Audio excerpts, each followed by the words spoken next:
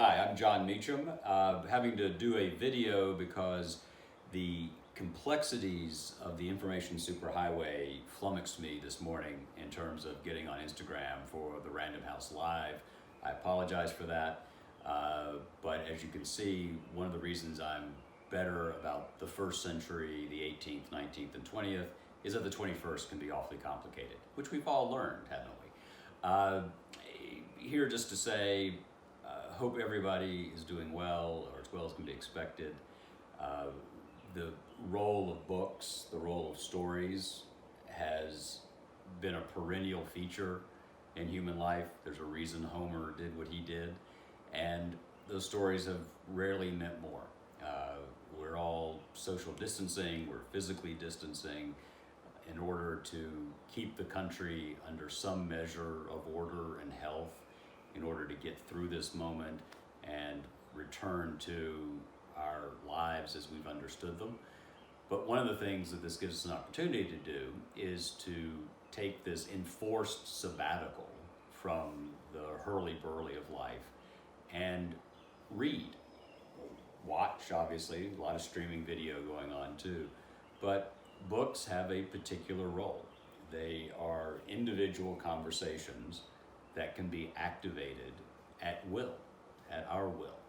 And I hope that people are finding new and good stories to figure out a way to inform themselves, enrich themselves, entertain themselves going forward. I've done a couple of books in the past few years. The most recent one is called The Hope of Glory, which is a phrase from the Anglican Book of Common Prayer. It's from the Great Thanksgiving.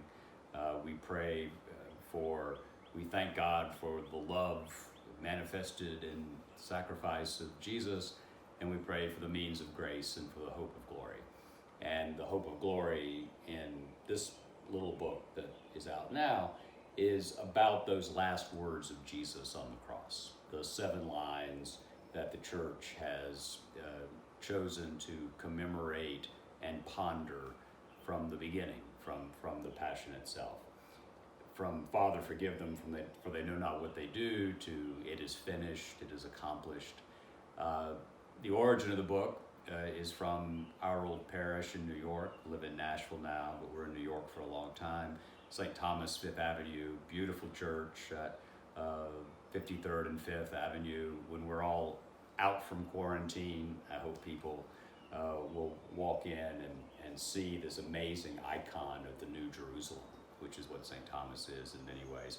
But about 6-7 years ago, the rector there asked me to give really a 3-hour set of sermons. I know that sounds like one version of hell, to have to listen to me for 3 hours, so I understand that.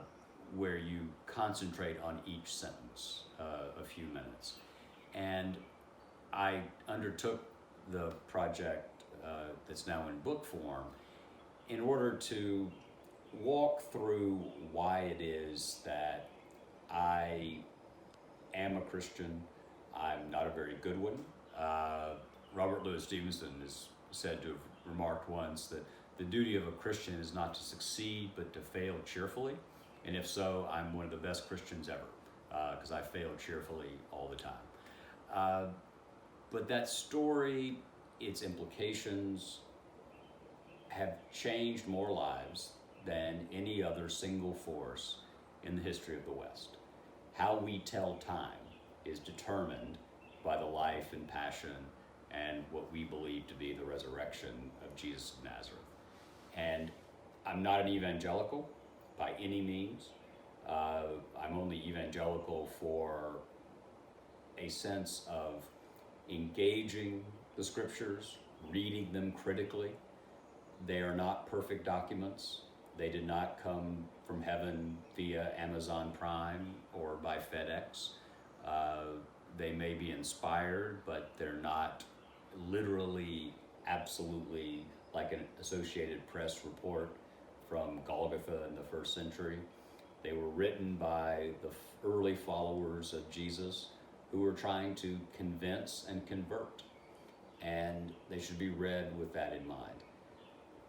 All that said, the fundamental message of the life, ministry, and then the extraordinary life of the church after the Passion in the first century has been one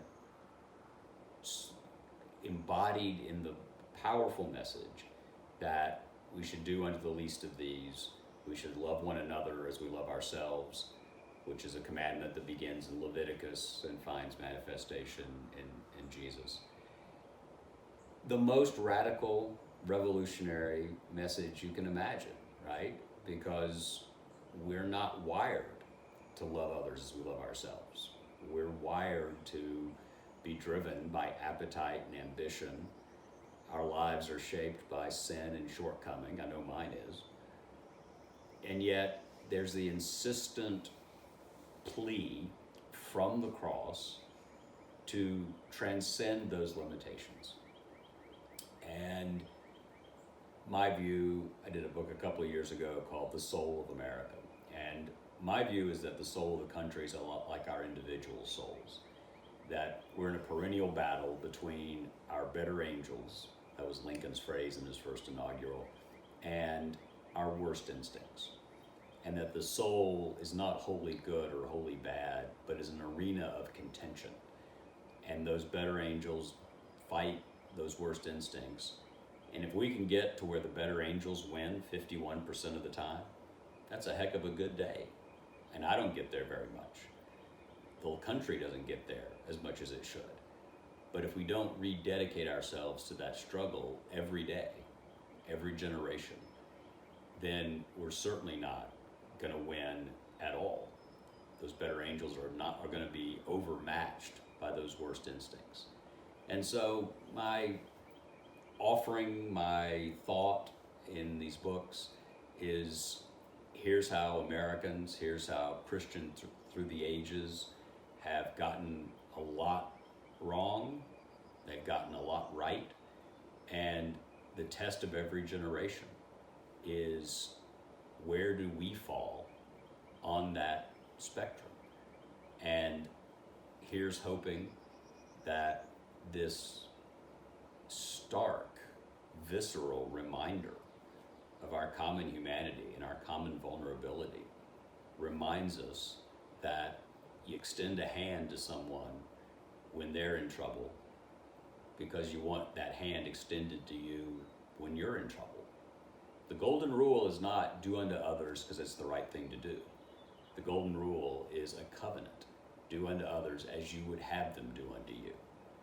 And I can't imagine outside of a global, hot, traditional war a more vivid reminder than the one we're living in right now of the importance, the efficacy, the centrality of that rule. So thanks very much.